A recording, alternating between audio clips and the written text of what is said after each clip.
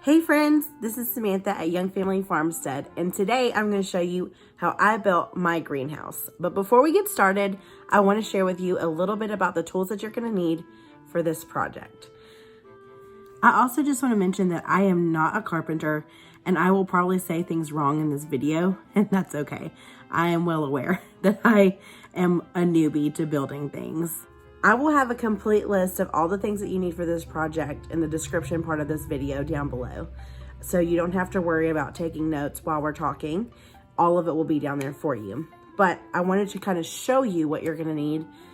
Not that you don't know what these things already are, but I always like visuals. Okay, so let's get started. One thing that's gonna be super helpful for you, I can't speak today, is a square. This is just gonna help you get things exactly how they're supposed to be before you screw them into place. Another thing that you're gonna need is a simple hammer. This, I think, has been in our family for like ever. Another thing that you're gonna need today, or when you get started on your greenhouse, is a staple gun and some extra staples. I used about 3 reams of staples for the entire greenhouse. So you don't need to go out and buy like several packages of extra staples. You just need like 1 package of staples. You're gonna need a box cutter to cut your plastic when you get it in place. You're gonna need zip ties to hold your cattle panels in place. You're going to need a power drill, and you're gonna need an impact screwdriver. And you're gonna need screws. So I used 2-inch screws to screw in my 1x4 to hold my plastic in place. And then I used 3-inch screws. They're just exterior screws, but I used the 3-inch ones to hold my 2x4s in place. You're also gonna need some fencing staples. I would encourage you to buy one size up from this. This was really hard to hold in place while we were trying to hammer them in place. It would just be easier if you had a size a little bit bigger than this. Another thing that you're gonna need is 3 handles. So these are from Lowe's. They're just simple little handles. I like them, they're white. You're gonna need 2 for your door and then 1 for your window.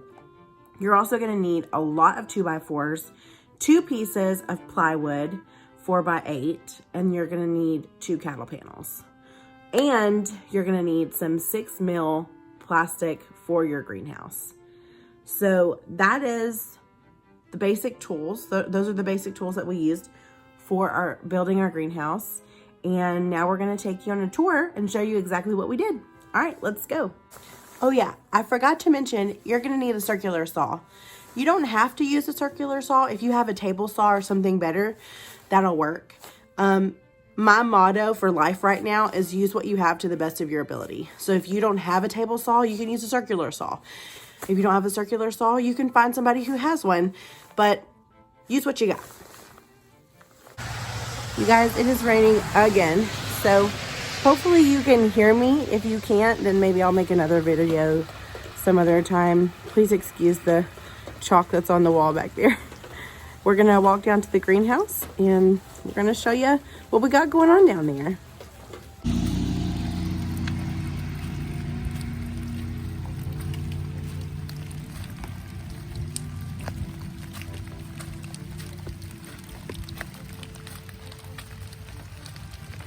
It is currently 68.8 degrees in my greenhouse, and let me see what the weather is outside. Yeah, so it is 47 degrees outside. It's 68 degrees in my greenhouse, and it's raining, which means that it's going to be even cooler if I didn't have the heater going in here. But I will say I have had my heater on at night, and a couple of nights ago it dropped down into the 20s, but it never went below 58 degrees in my greenhouse. So I feel like that's pretty good. I've already got tomato plants that are out here and they look like they're super happy.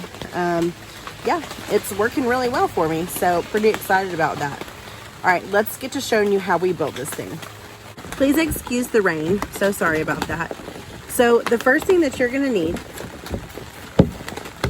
is some treated 2x4s. We used 6 2x4s to set up the base of this greenhouse. I'm actually going to draw it on a picture so that you can see exactly what we did. The first thing that we did is we took 4 2x4s and made a perfect square. Obviously, that's not a perfect square. That's a drawing. Please excuse my drawings. I am not an artist. I'm just trying to, let you know exactly what we did by drawing it out for you. So you're going to need 4 2x4s in place. And what I would encourage you to do, so that you don't have to cut anything, the way that we actually laid this greenhouse out, is you've got 1 2x4 here, 1 2x4 here, and then they're attached like that. Excuse my drawings. So you're going to screw those in place, and then what you're going to do is you're going to take your cattle panels, your 2 cattle panels, and you are going to bend them and put them in place. So I'm going to show you what that looks like down where the floor is. So I don't know if you can tell, we're inside of the greenhouse, and what we have here is the cattle panels have been bent, and underneath of this plywood, they are actually stapled in with fencing staples into the 2x4s that are the base of this greenhouse.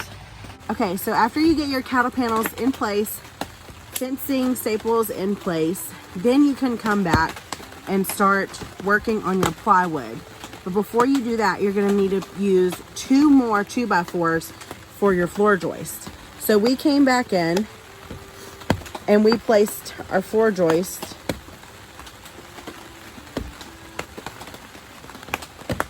like this. And then we took our 2x4. At this point, we have not cut a single thing. And we laid it perpendicular to our floor joist. And that did a few different things. Number one, we didn't have to cut anything. It also helped to butt the cattle panels up as far as it could up against the 2x4, just to kind of hold them a little more steady. The next thing that we did is we zip tied our cattle panels in place. I'm going to show you what that looks like. We just zip tied them together. Then once all that was done, we started working on our frame for the front of the greenhouse and the back of the greenhouse. I'm actually going to show you what that looks like from inside of the greenhouse, because it's easier to see than outside of the greenhouse because the plastic is in the way. So let's do that. So please excuse the mess. It's a little bit messy in here.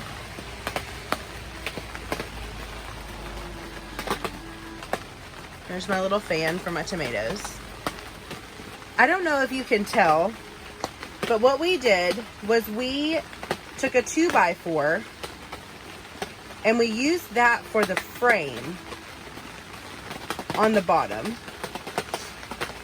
And then we measured just how high the frame for the door was going to need to be, put that in place, and then we came back and did these little shootouts on the side just to make it really, really sturdy.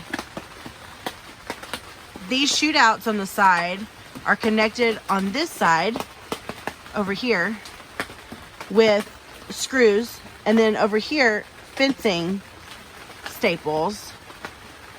They're connected to the actual cattle panels with fencing staples.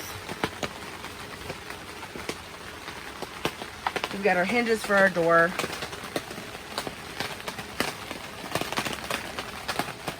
Here's a picture of what the greenhouse looked like before we put the plastic on.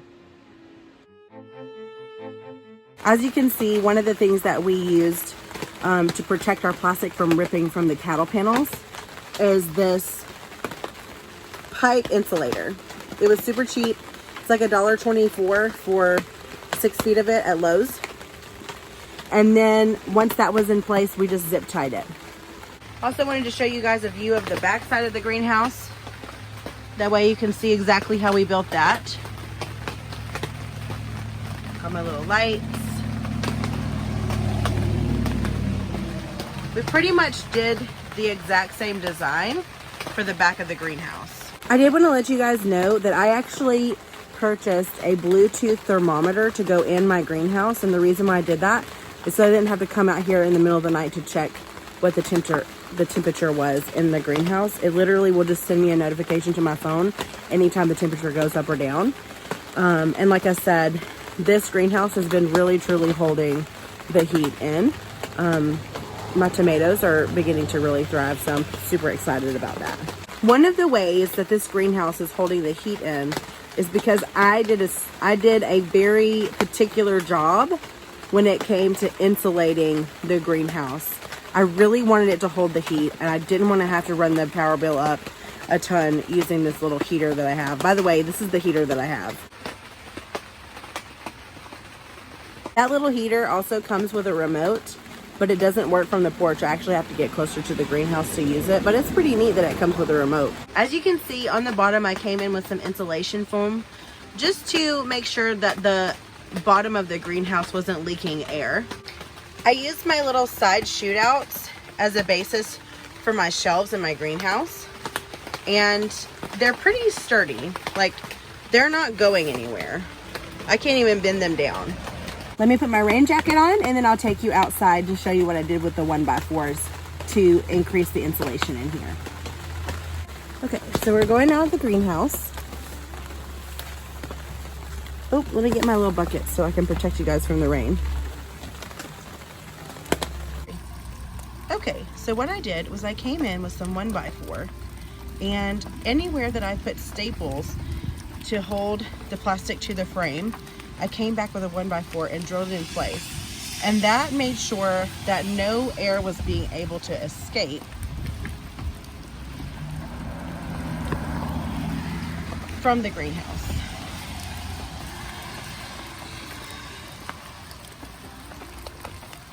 I'll take you around to the back side so that you can see that as well.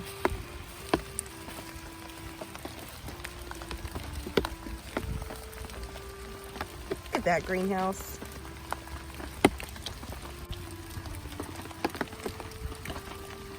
So the next thing that I did was I built our door. I just used 2x4s to do that. And I used a little cross beam. You can kind of see that right here. The cross beam, just to hold it in place and to make sure that it was super sturdy. One thing that I would encourage you to do is to make sure that your door fits before you try to attach it to the frame. I put my plastic on my door and then tried to attach my door, and it didn't fit. And so I had to take the door apart, put the plastic back on, and then attach my door. So just make sure your door fits before you put your plastic on. That's kind of a big deal. Guys, that's how I built my greenhouse. If you have any questions, please feel free to leave me a comment below in the comment section. I will get back to you. I know lots of people had questions about how we built this thing, and I want you guys to have all the information that you need. There's also a list of all the supplies that you need in the description section below on this video. I hope you enjoyed it. I hope it was helpful. Please come back to see us. Until then, stay fruitful.